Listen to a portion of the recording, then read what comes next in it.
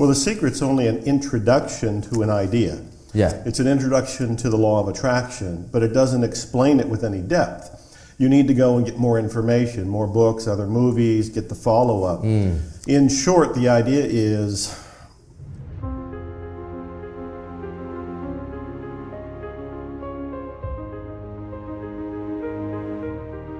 people think the law of attraction works on their conscious mind, but it actually works on their unconscious mind. So if people sit and consciously think I'm going to attract a car or a bike or a romance or better health, that's fine. But if they have unconscious beliefs, what I call counter intentions, they can stop what they want to come into their lives. So The Secret was an introduction, but it doesn't explain everything. As an introduction, it's beautiful. And thank God we made it, you know, I'm grateful for it. Well, the next step is to understand how the unconscious mind works. The conscious mind doesn't have all that much power. We think it does, and we sit and visualize, and we do our scripting, and we do our affirming, but again, the powerhouse is the unconscious mind. That's the next step. That's where we have to go, because all of our beliefs, all of our memories, all of our data, all of our negativity, all of it is in the unconscious mind. When we clean up the unconscious mind, then you can consciously ask for something, and more often than not, you'll get it, and you'll get it very fast because you won't have any interference. The interference comes from your own unconscious mind. The beliefs that are in your unconscious mind are not buried and they're not hidden. You can uncover them, you can tease them out. And you can do that by starting to ask questions like, what might I believe that would stop me from attracting money? What might I believe stop me from attracting a romance? What might I believe to stop me from having better health? And you can start to have those beliefs surface, and then when they come up, because there could be things like, I don't believe it's possible, I don't believe I deserve it, I've never seen an example in my life, there's all kind of negativity that'll come up. Welcome it and question it. Ask yourself, do you believe it's true that you can't attract money? Do you believe it's true you can't attract your soulmate? Do you believe it's true you can't attract better health or the romance or the job or whatever it happens to be? And what you're doing is slowly unearthing your own evidence for your limiting beliefs. As you look at them, you start to weaken them, and then they can disappear. That's one way that you can do it. In order to become wealthy, the very first thing that people have to do is be okay with money.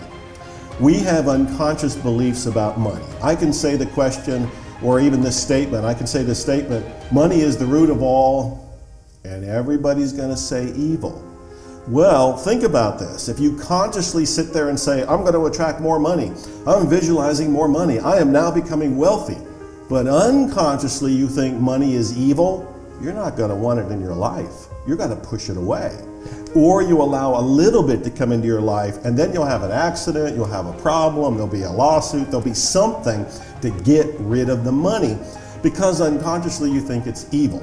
So the first thing to do is make peace with money. Money's okay, money's neutral, money is nothing but some agreed upon means of exchange. The second thing to do is be okay with yourself. Most of us don't like ourselves. Most of us don't love ourselves. We don't appreciate ourselves. So when it comes to good things, we think we're not really worthy. We're not really deserving. We're not really good enough. And so whether it's money or the relationship or anything else that you think is good for you, you might think, I'm not really good, and you will push it away.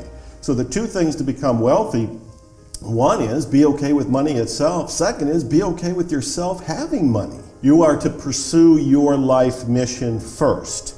Whatever your professional calling is, you pursue that. You don't worry about money first. You worry about, am I doing what I'm here to do as my personal calling, my personal mission, my divine calling?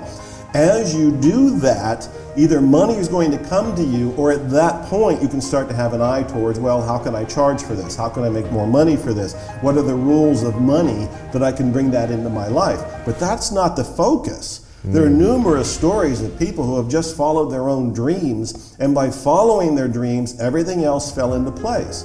When you focus on money, you can actually put a block up from focusing on your own heart path, following your own divine calling. Walt Disney, the great movie maker, said he wanted to make money from his movies so he can make more movies. And I thought, that is divine, that is clear, that's noble. That's the focus we all want to have. I'm an author. I want to write books that make a difference. I want them to make money only so I can keep writing books. It's not about the money. It's about following your divine purpose, whatever is unique for you, your calling, your path through life.